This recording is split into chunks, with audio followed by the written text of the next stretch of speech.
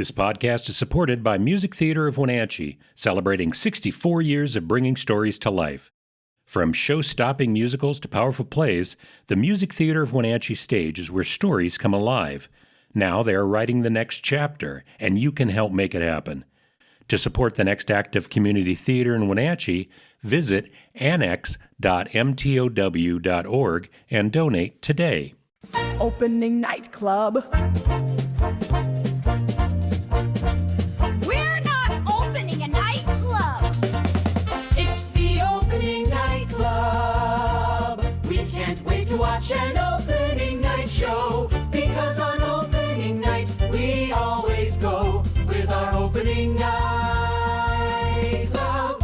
Opening night club. Hello and welcome to another episode of the Opening Night Club podcast. This is the podcast where we get together every week and we discuss and celebrate local theater here in Central Washington. I am your host, Kevin McKee, and with me again is actor, playwright, and my friend Skyler Cudhill. How you doing, Skyler? I'm doing great, Kevin. How are you? I'm doing pretty well. We just finished the minutes last night, and so I'm kind of stoked. I'm very happy that we were able to do that show and a little relieved that I've got a break now. I am always some actors, there's different schools of thought. Some actors are sad when you close a show. They're bummed they don't get to do it again. You know, they treasure the memories, yada, yada, yada. And I'm always thrilled when you close a show because it means there's no more opportunity for you to screw it up. Wrap it up. Be like, I did it, and it worked reasonably well, I assume, and move on to the next thing. There's always another show, unless it's early 2020. And I think that's maybe just because we've done enough theater that we do know there's going to be another show. Yeah. And I will probably have the same group of people that I'll run into again. Yeah. It's a pretty. We have new people coming in all the time, but it's a pretty contiguous group overall, right? Yeah. Last night, I know I was talking to Dave Osborne. I think it was the first time experiencing theater buzz, and he was trying to explain it, and all of us, he was like, "Yeah, no, after I just can't get to sleep. It just takes over, and I have so much energy." And all of us who've done it, it's like, "Yeah, no, that's the theater buzz. That's why we do it." The thrill of lying. No, in Lover Summer Theater, often when The Sound of Music closes, the Maria is just like bereft. Yeah. Right, because it's such a prestigious role, it's such an important role, and often, they're younger, right? So they don't have a ton of experience. They're just moved beyond words. Yeah. It's over. They'll never sing favorite things again or what have you. And that is pretty far away from my own experience as an actor, but I understand that it exists and I respect it. There is a bit of postpartum, I think, when you finish a role like that, where everybody is looking to you to lead it. It's been all summer long, and then it's just over. Yeah, it is a very different experience being a lead versus being ensemble, for example. When you're a lead, you are the show. Yeah. So you weren't the show. Yeah, as Mayor Superba in the minutes, you weren't like Harold Hill or Maria, but you had a very large role. Yes, I was running the meeting and everybody was looking up to me. And by the end of the show, you realize that he's calling all of the shots and really using Robert's Rules of Order to enforce his will on the town. That's just parliament in general, parliamentarianism in general. Yes. Right? Yeah, no, I was able to use the rules, and honestly, by the end of the show, where you figure out that Mr. Peel has figured out how to get around the rules and upend the procedure, and I have to be completely flummoxed, where I'm confident all the way through the show using it, and then when somebody else uses it against me, it completely destroys me. It doesn't completely destroy you. I think you win in the end. I get back. I get him back. Yeah. No. You got a good villain monologue at the end.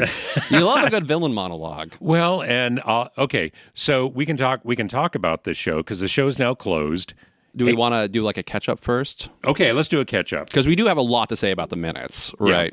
Yeah. So Follies is coming up next week. That's right. You're in the Follies and you have a song. I do. I'm having a funny experience with it, which I think is kind of representative of the rest of the situation, which is that I have a solo in the show. and I have sung it through with the accompanist once. And when does the show open? In 4 days. Oh, man. And I started on the wrong note when I sang it through once. And the accompanist was like, it's fine, keep going. And we got to the end of the song, and I was feeling pretty bad about myself because it was like, it wasn't a good run through or whatever. I didn't do a good job. They moved on. And that is the magic of theater. And I think Follies was the one that it really shows you that the show will go on. Yeah. It will happen. You want generally to ask people to do like one standard deviation above what they're used to. So they are saying to me, just fix it on your own, do it on your own, and we expect you to be good. Instead of like drill, drill, drill, we want to see it for our own sake. They are expecting me to do it, and I will. I'm an experienced hand. I will do it. Well, and there's a certain level of community theater where it is just, hey, everybody, let's put on a show, and we're doing it for the fun of it. And that is really what Follies is about. Yeah. It's just a new experience for me, being trusted like this. Well, and just so you know, you are one of the ringers in this show at this point.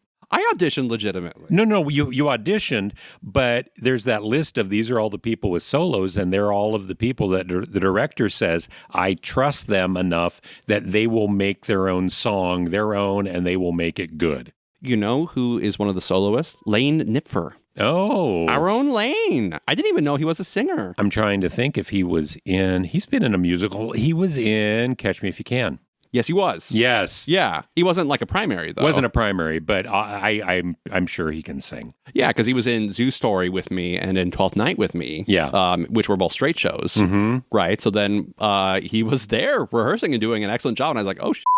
Pardon me. But that was my genuine reaction. I was like, okay. Oh, Lane. So, yeah.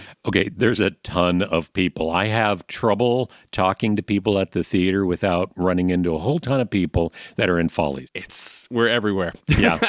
No, I'm sure there'll be a few people that are in the Minutes that are also in Follies. I think maybe Lane Heichel is in Follies. I think so. Yeah. It's so also bizarre to be in a show where you don't. Often, like if you're in a larger show, you know everybody's name, but you don't know them. Yeah. You're not necessarily like pals or what have you. But I don't know 150 plus cast members' names. Yeah. Right? It's weird to be at rehearsal and not know 90% of the people from Adam. Yeah. Just have no clue at all. One of the things I like about theater and community theater here in town is the fact that I've got a third place at Riverside Playhouse, or really even at the PAC, where if the doors are unlocked, I can walk in and there'll be somebody there that I know. And I can start up a conversation. And with Follies, I feel a little by myself sometimes, which is a weird thing for local theater. Well, I think it's once we're about to go into the phase where you're rehearsing every day, for like 4 or 5 hours. So I think then we're going to get to know each other. Oh, yeah. So I will be meeting new people, which is good.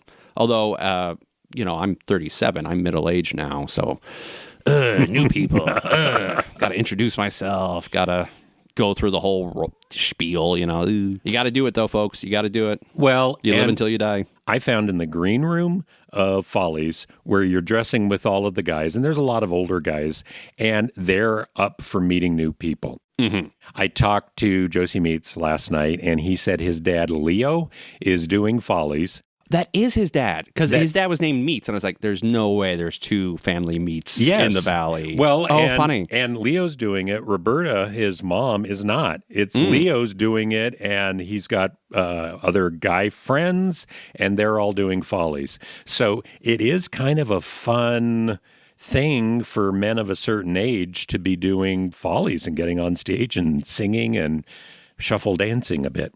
It does shame me that there's all these men in their, I believe they're 70s, who are really amped and excited to meet people and glad handing, and I'm like, boo, boo, come on, Skyler, come on. It's good for me. It's good for me. Meet new people. I know. Build the community.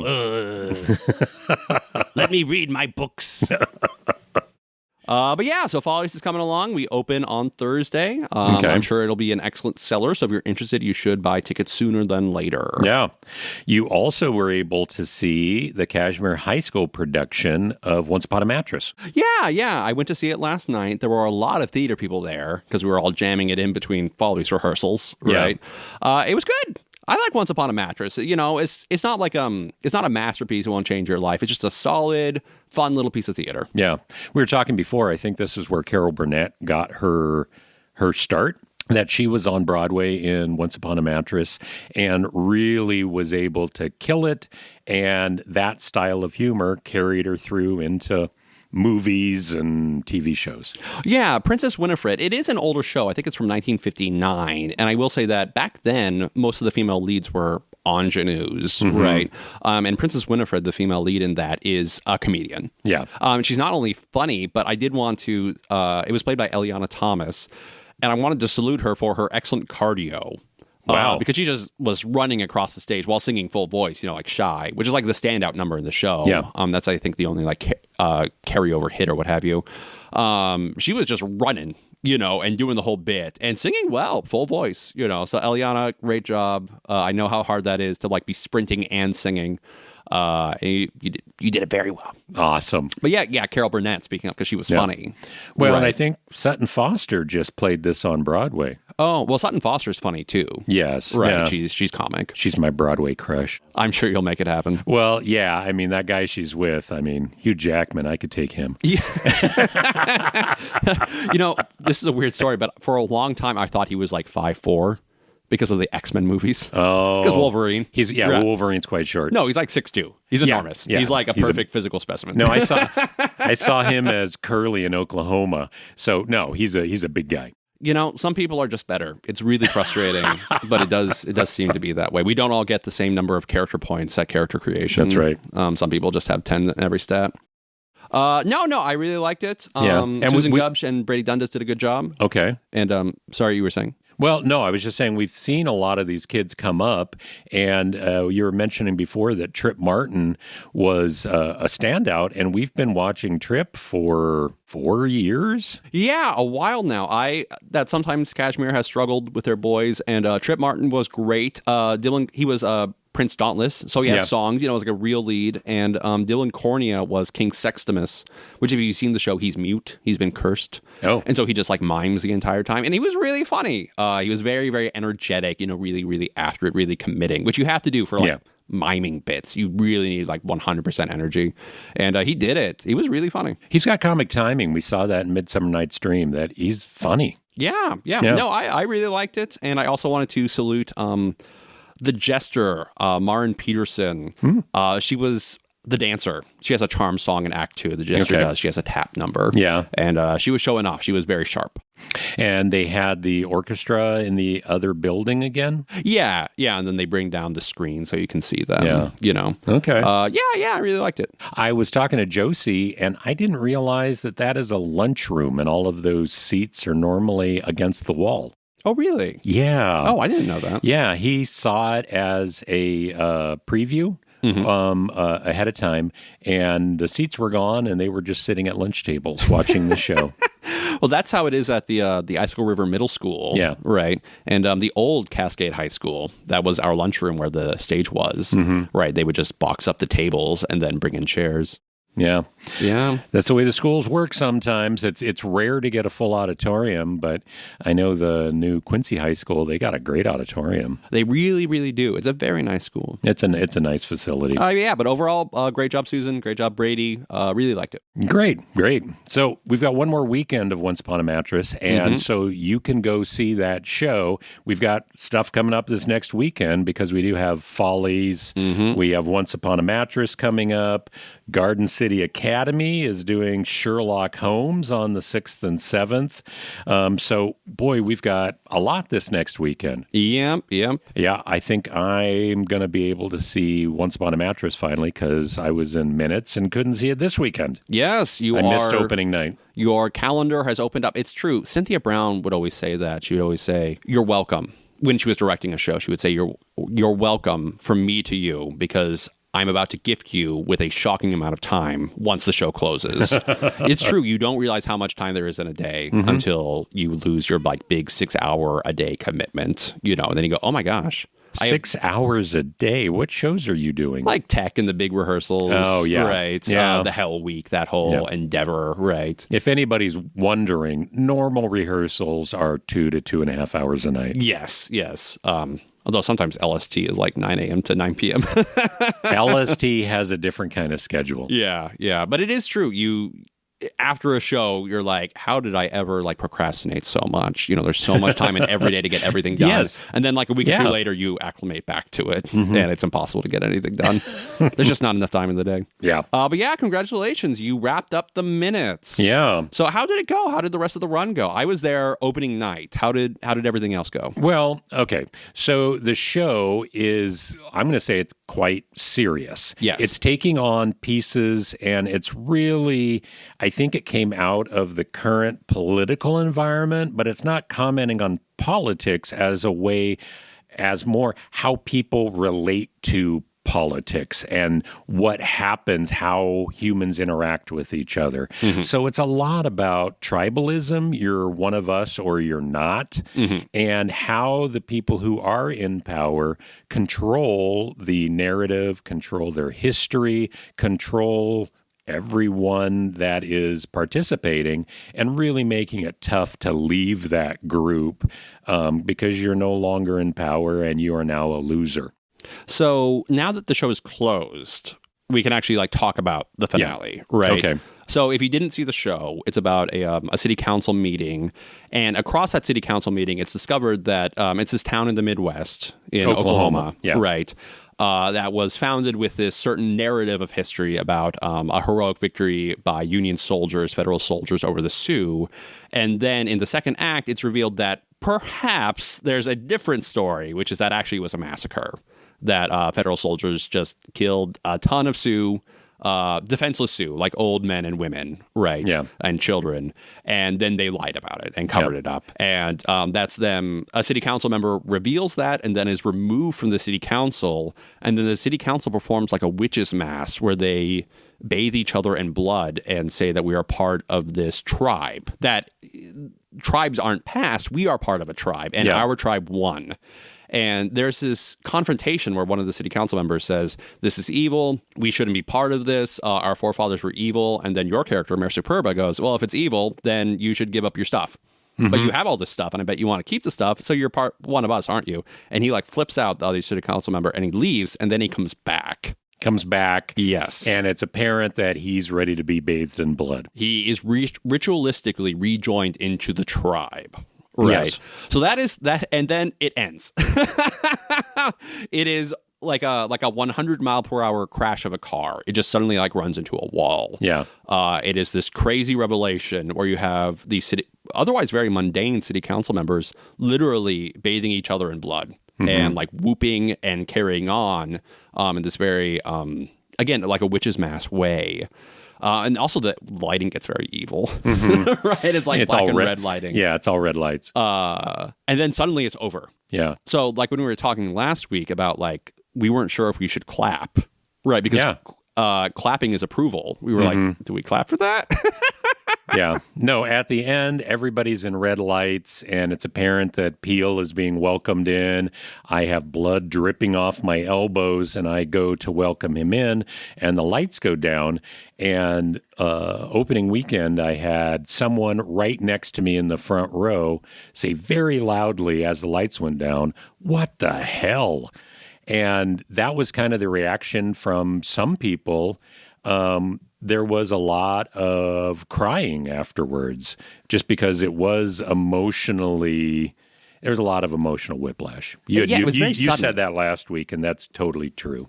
And it's MTW, we normally do lighter fare. It's very unusual to have people crying at our theater. Yeah. Right. Well, and just so everybody knows, it's not serious until it is. There's some foreshadowing, which is very obvious coming up where something's going to happen, but you don't know what it is, and it's ratcheting up, and it all goes around, why can't we see the minutes from last week? Yeah. What happened? Why isn't one of the council members here anymore? Why is he gone? And these are all normal questions, and it's obvious that we're all avoiding the answer, and instead We're talking about spare parking spaces.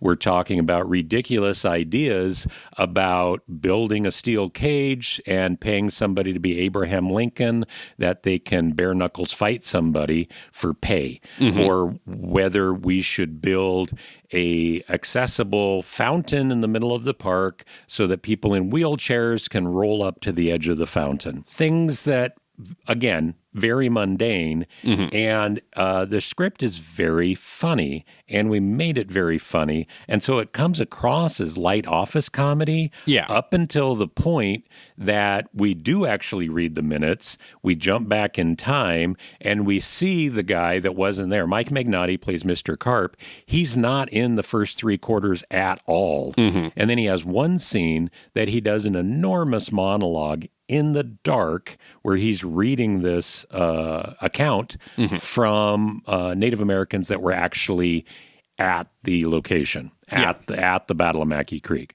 Yeah. So I'll say that. So that's the context, is that everybody in the town has been fed this one line about the history, about the narrative. And then Magnotti shows up with a recorded oral history of a woman who had been there. But it's like 70, 80 years later. Yeah. And I will say that my first reaction to it when he said that, when he gives this monologue, was that's not history. And it simply isn't history, because I'm a history guy. But it simply isn't history when one person says something 80 years later. My example from my own life is that when I was younger, my great-grandma told me that she had put in all the telephone systems for her hometown. She had put in the telephone poles and strung the wires and installed the systems. And I remember as a young person going, okay, Grandma. And then when I talked to my mom, and I said, did she do this stuff? And my mom said, no, she had 5 kids. She didn't have a job. Yeah. She was just, she was just in her 80s. Yeah. So at a certain point, And it is funny because the first thing that anybody says to Magnotti's big reveal, it's the Matthew Pippin character. And he goes, we'll try and corroborate that. Thank you. And that is true. That's how history works, is you should try and corroborate it. But I believe that the way the rest of the show is written, Tracy Letts intends that's meant to be the truth. Yes. Yeah, we're meant to believe that that is how it actually happened. Well, and I love that you've got, honestly, this is a minority opinion that Skyler's giving right here, because that is not what people take away from it. Most of the people did not take that away from it. We do want to believe the salacious things, and most of the people going to theater, especially this type of theater, they're progressives, and they carry a lot of white guilt. Well, and Magnotti's monologue ends with him using a word that, as white people, we're not supposed to use these days. Yes.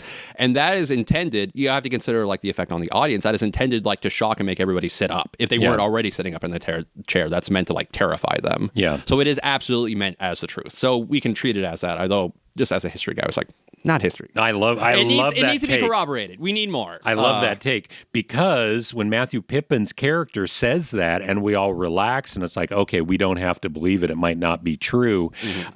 We're the evil people at that point. We're the bureaucracy that's trying to bury the truth. Yeah, no, it's meant as like okay, that's nice that you think that. Now we're moving on to the parking or whatever. But no, in the context, in the scenario, this is clearly the truth. Yeah. And I'll say that it's getting at a question of historiography, which is the making of history. And history is funny because, like, whatever happened, happened. And we know that it happened because that's how history works, is whatever happened did happen, and nothing can change that. But there's a Norm Macdonald joke, which I always really loved, which is that Norm Macdonald, the bit is that he's reading a book and his co-host comes on and says, hey, Norm, what you reading? And Norm goes, I'm reading this history book. And wouldn't you believe it? It says right here in the book that in history, the good guys won every time. Isn't that crazy? And it's true, because history is continuously being reorganized to provide a lineage for whatever the current status quo is, whatever the zeitgeist is. So even though whatever happened, and that's simply a fact, we are continuously relearning what happened because whatever the status quo is reorganizing. It's saying that whatever was important before is no longer important, and what was unimportant before is now really important. Yeah. And it's privileging certain narratives over other narratives as it continuously re-legitimizes itself. Yeah. And so this is why, for example, I also did Reconstruction in school. The understanding of the war between the states, the Civil War, has changed a lot in 160 years, even though the war is the war. it happened. But during the war, they understood it one way. Then immediately after the war, during Reconstruction, they understood it another way. And then in the whole Lost Cause period, after Reconstruction ended, they understood it another way. And then following second Reconstruction in the 50s and 60s, basically, that's the current understanding. Post-civil rights. Yeah, we understand it another way. And probably in 20 more years, some crazy new interpretation will show up, which will dominate things. Yeah. Even though the war is the war. It happened. Yeah. But that's just how history is. It's continuously being reinvented. Yeah. And so that is what the show is about in a scholarly way, is about competing narratives of history. That the townspeople have one idea, and then the truth is revealed, the quote, truth, unquote. I think that's one part of it. Yeah. One of the things, and it could just be because I have to deliver the monologue at the end, where really at some point I'm talking to Peel, who said, nope, you're evil. I'm out of here. I'm not one of you. And I have to challenge him to say, no, you are. Whether you want to be here or not, you're benefiting from all of these horrible things we did in the past. We stole all of this land from Native Americans, and you're benefiting from that. We enslaved, hundreds of thousands of Africans, and you're benefiting from the economy that came out of that. You've got a 2-story home. You can sit at your computer and post on social media because of all these horrible things people did in the past. And because that's my monologue and I've got to give it, at a certain level, I'm like, there's a fair amount of truth. The director at some point said, okay, well, Mr. Peel leaves, and the rest of this you're delivering to the audience. And so the final one is where I'm saying you've got 2 paths that you can have for your children. One in which they're held tight in the bosom of their family and their future is great. And the other is you're the little Indian girl running down the riverbank about to be shot. Those are which do you want? If you have a choice, what do you want? And so a lot of people would come out, like I said, in tears, not because it was horrible, but because they were conflicted. It did seem to me kind of like it was Tracy Letts, like, confronting his peers. Yes. Because he's a big-time rich dude, right? And, Hollywood being as Hollywood, they feel very strongly about that kind of thing.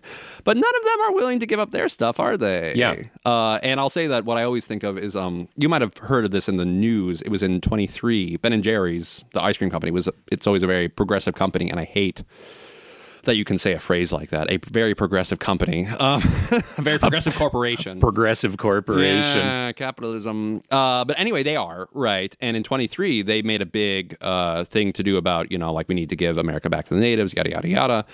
And then the tribe that used to own the land that Ben & Jerry's is on, in Vermont, is still around, the Abenaki. And they were like, hey, we got a great idea. You could give us your stuff because the corporate headquarters is on Abenaki lands, right? And I would wager everything I own in the world that you can guess with 100% accuracy whether or not Ben & Jerry's gave up all of their corporate assets to the Abenaki tribe. Yeah. So that's just how it is, that everybody feels very strongly about this in terms of rhetoric, but then when it comes time for them to... And that's been my experience in life generally, that everybody has their principles over here. Yeah. And you can say the nicest, loftiest, finest ideals, and then when it comes to actually do things, we're all self-interested animals, and you go... Gosh, it's so hard for me to say this. I just don't know if it's going to work out, and that's just how everybody is. And I think giving up your safety and comfort for a higher ideal, that's where that's where the rubber hits the road. Yeah. And most people aren't willing to do that. Mm-hmm. And so that was a lot of what this show was about. And when we were going through the rehearsal process, I was doing the evil monologue at the end, very sinister. Mm-hmm. I would take it down into a Darth Vader voice and talk about that, well, you're going to give up your safety and comfort, dirty hands, that kind of thing. And before we started, I realized, no, this is a reasonable, and if I do it while smiling, and it's very oily delivery, but there's truth, and it was scarier delivered that way than if I was leaning into the stereotypical villain. I think you delivered it very well, and I'll say that I particularly like the line about hearing the heat kick on.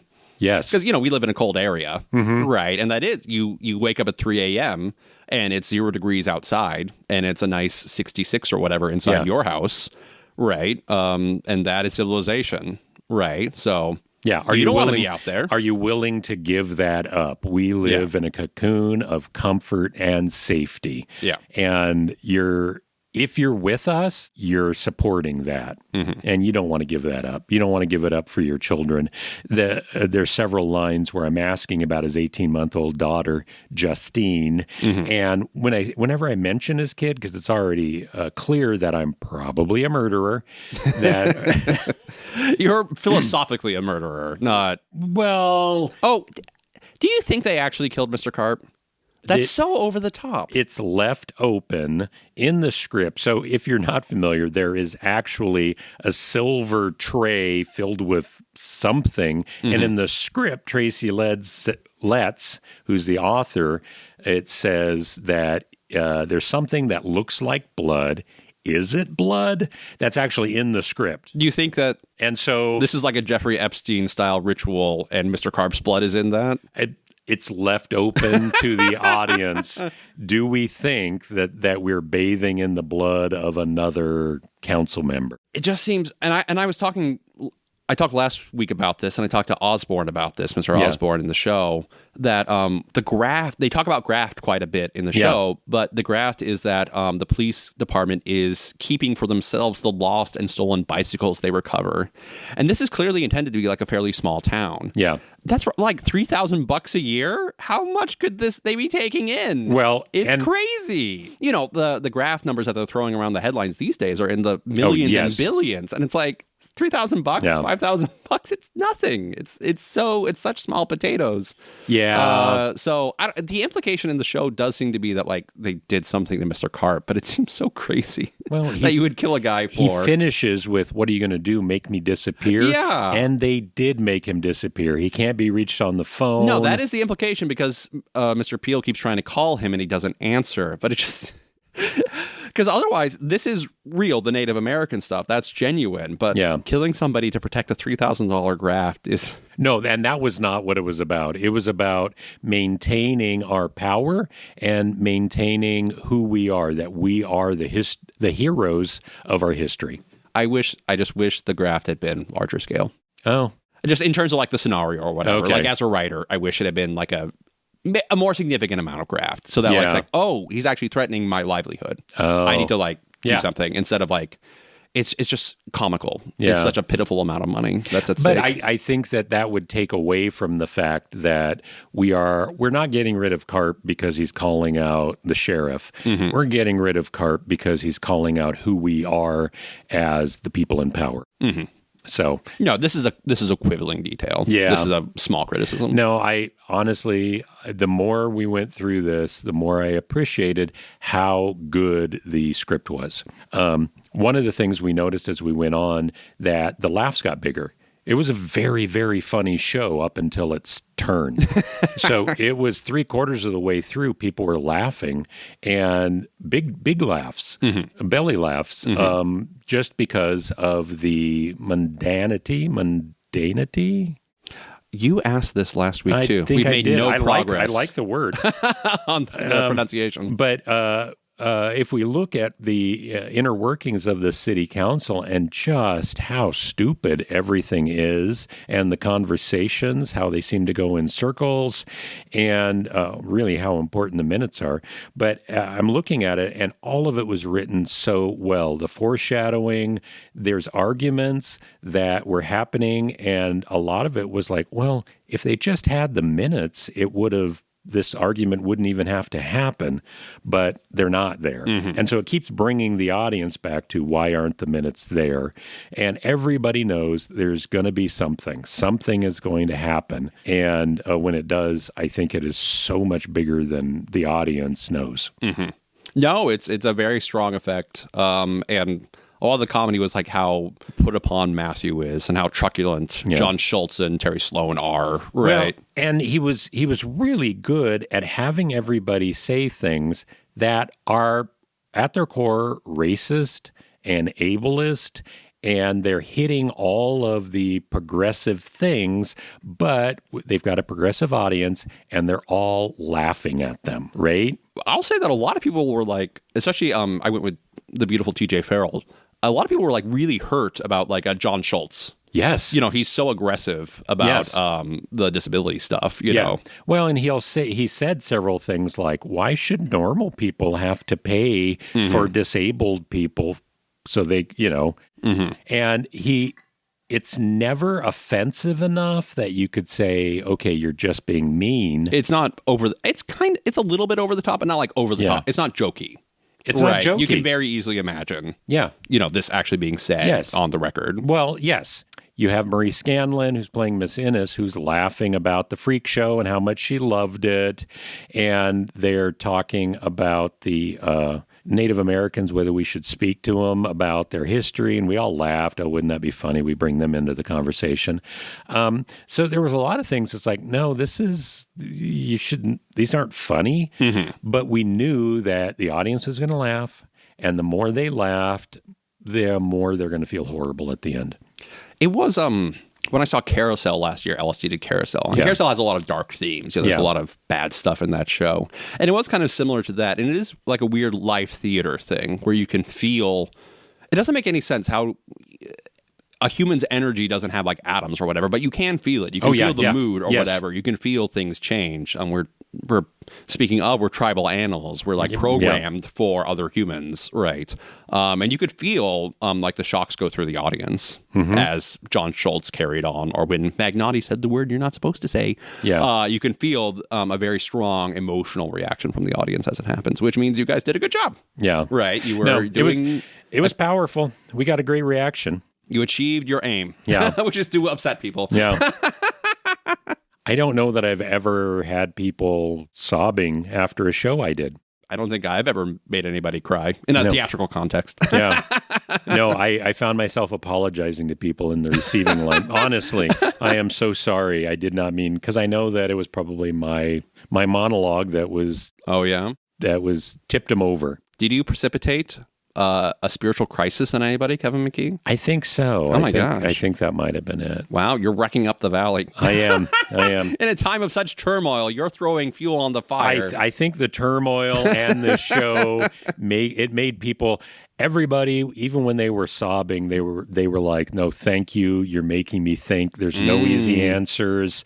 And making people think about how they're contributing to this, that I might not always be in the right. If anybody in the Valley shaves their head and joins the International Brigade, you're at fault. You're the one who did that. I hope not. Okay, well, I think that about wraps up our discussion for this week. We do have opening nights coming up this next week. Once Upon a Mattress is still happening, and so you can go to that show, but opening night for Follies is on the 5th. So a very hard contrast to the Minutes. That's Follies. right. The Follies is a completely different show, but if you want to see an amazing version of Spinning Wheel with Skyler Cuthill, you should come to the Follies next week, and especially come on opening night the 5th.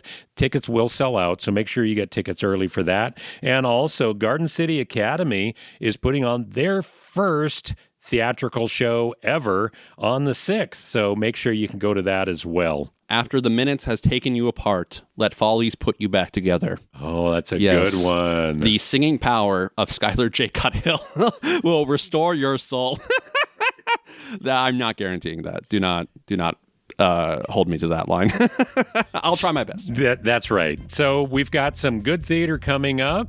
Make sure to go out, support theater, go out and enjoy it. And whatever you do, go out and see the next opening night.